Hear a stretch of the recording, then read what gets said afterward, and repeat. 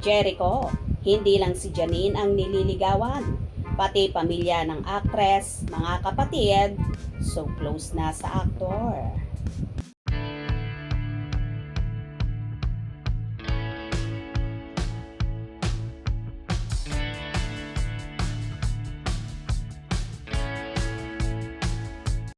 Tila, hindi lang ang kapamilya star at multi-awarded actress na si Janine Gutierrez ang nililigawan ng heartthrob at kapamilya aktor na si Jericho Rosales.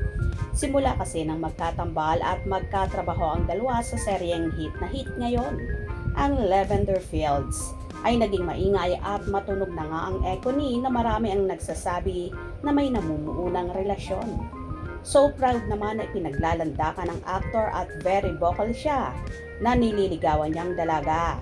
Na ayon pa nga sa actor noon, ay nagdalawang isip pa siya na pormahan ang actress dahil akala niya ay 24 lang ang dalaga na malayo ang agwat ng edad nila kung tutuusin.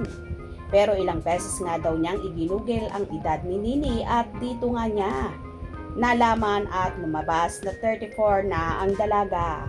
Kaya naman nasabi niya sa sarili niya na pwede pa pala. Ang closeness ng dalawa nang nagkaroon sila ng script reading para daw magkakilanlanan sina Eko at Nini ng gusto, kung saan umabot sila ng 6 hours sa naturang script reading na yon. First time kasi na magkakatrabaho sina Jericho at Janine kaya gusto nilang magkakilanlanan ng gusto dahil ang magiging role nga nila sa serye ay mag-asawa para daw mawala ang awkwardness nila sa isa't isa. At nag-umpisa na nga ang hindi inaasahang pangyayari at first time pa lang nakita ni Eko si Nini ay may kakaiba na siyang nararamdaman sa dalaga. Samantala sa naging interview naman sa ina ni Janine na si Lotlot de Leon ay inamin ng magaling na actress na so happy siya para kina Janine at Jericho at super saya daw niya na very vocal at proud ibandera na Eko ang kanyang anak. Kung kaya naman nabigyan ng meaning ang sinabi niyang ito nang pinatutukuyan daw niya at pinapatutsadahan ay ang aktor na nalink din sa anak niya, walang iba kundi si Paolo Abilino, na kahit kailan ay hindi niya inamin si Janine sa publiko na nagkaroon nga sila ng relasyon, kung kaya naman naaawa siya sa anak niyang si Nini na lumalabas daw na assuming ang actress na may relasyon nga sila ni Paolo.